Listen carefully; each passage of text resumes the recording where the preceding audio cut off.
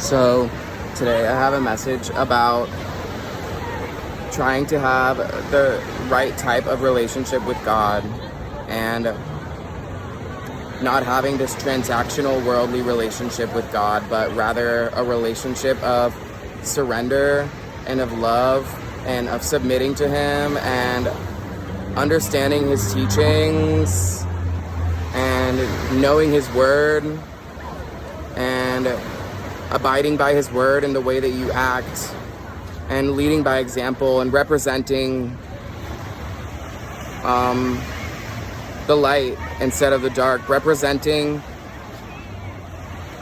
Him in a good way, and also not having this relationship that is like based out of transactional, worldly, like reward or punishment specifically is what I'm talking about. I think a lot of people struggle and they have religious beliefs or they have spiritual beliefs, but an area where a lot of us fall short is that our relationship with our spirituality and with God, Holy Spirit, is transactional, and it's like based off of a reward or punishment type system. Like, if I do good, then God will reward me, and if I follow God, then He will bless me, and if I do bad, then God will punish me. And that's fear. That's a relationship out of fear. So the transactional relationship is like, if I do all these things, if I go run around and be a good person, then God is going to bless me. And the out of fear or doubt, or mostly out of fear, is like the, if I do bad, then God will punish me. And I'm here to say that God is not a rewarder or a punisher. I mean, He can be, but that's not in essence what He is. And that's not the type of relationship, that's not how we're supposed to look at it.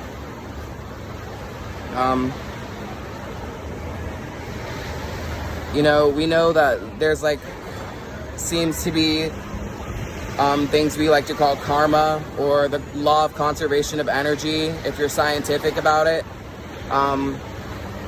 Like, what goes around comes back around, and treat other people the way you want to be treated, because the energy will come back to you eventually in some way, shape, or form. And this is mostly true, but this is God's justice, and this is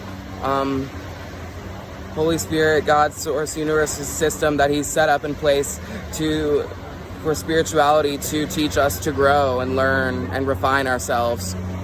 And God doesn't want us to have a relationship that is transactional, seeking His rewards, like going and doing things, seeking a reward, like being a good person, trying to get the cookie from Him, trying to get your cookie, your brownie points. And He doesn't want us to be afraid and do everything out of fear as well, in fear that He will punish us if we mess up. He is a forgiving and He is a faithful God, and He loves you very, very much. And He does not want us to cultivate a transactional or a relationship out of fear. He wants us to cultivate a relationship that is loving Him, because He loved us first, and I'm going to do a video on that as well, and a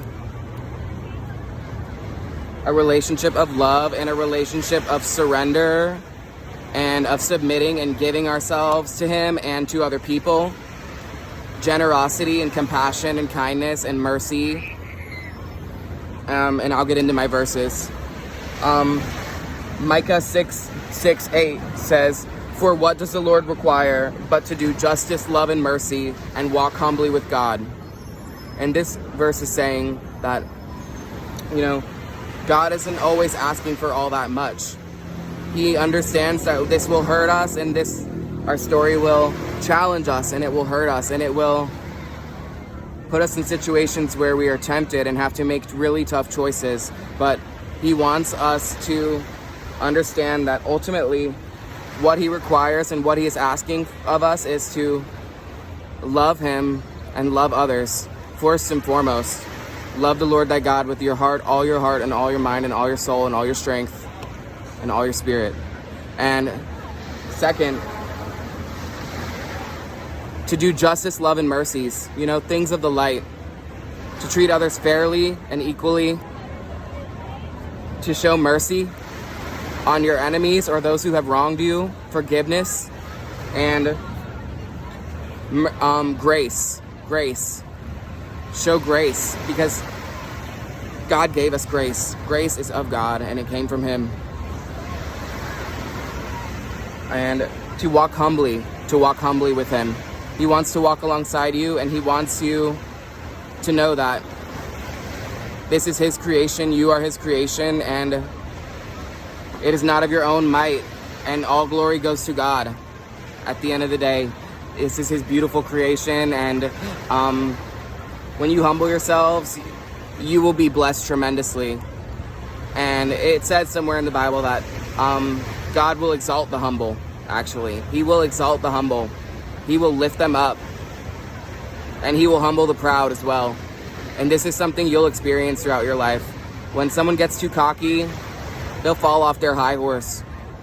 And that person who's always giving and working really hard, and they don't want any recognition for it, eventually they get way more credit. They get all the credit they ever deserved, and then some. They get lifted up high. Even if they were avoiding it. Even if these humble people are avoiding it. Matthew 11:28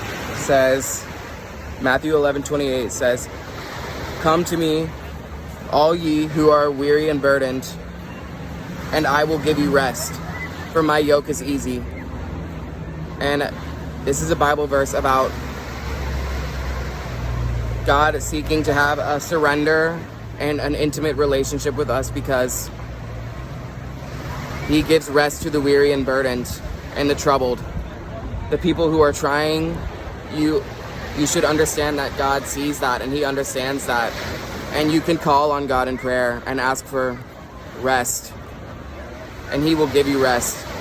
He will give you perfect peace, peace that surpasses all understanding. We can pray for peace, and we can pray for calmness, and we can pray for rest. And he wants you to come to him when you need rest. Work hard and exert yourself, but at the end of the day, come to him when you are burdened, and he will give you rest. His yoke is easy. He is a tender, loving God.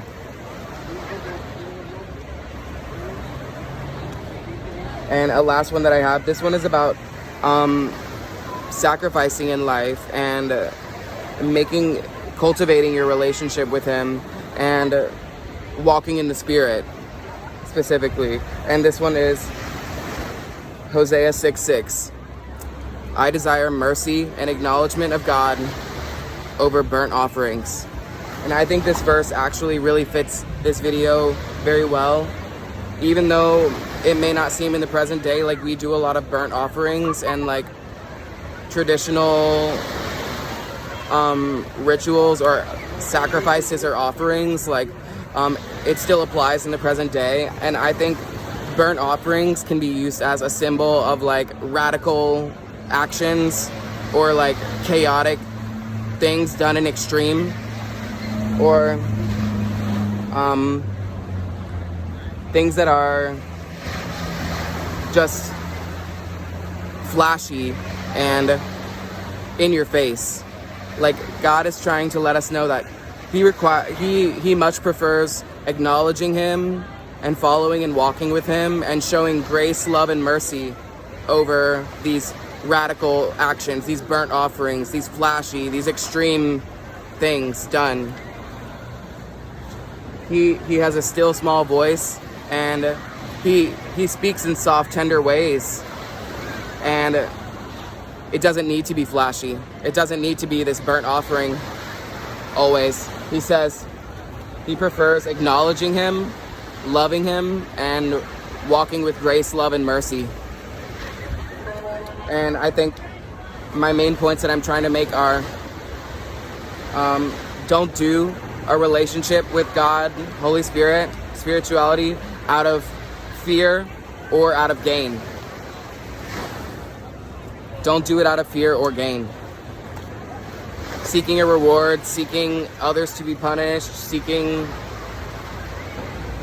not to be punished. It doesn't work like that. He knows your intentions. He knows your intentions, and he can tell when someone is running around doing all this good stuff because they want their cookie, they want their brownie points, and they don't really get one. Those people don't really get one necessarily. And don't do good or right for the reward, or don't create wrongdoings or the bad out of anger and bitterness. This is another thing. Don't act out of anger and bitterness, because when you act out of anger and bitterness, you were already led astray by those emotions. And this is a point for me to remember, because I'm very passionate, and sometimes I try to rush things, or I get angry or bitter or very judgmental or comparative or critical of things.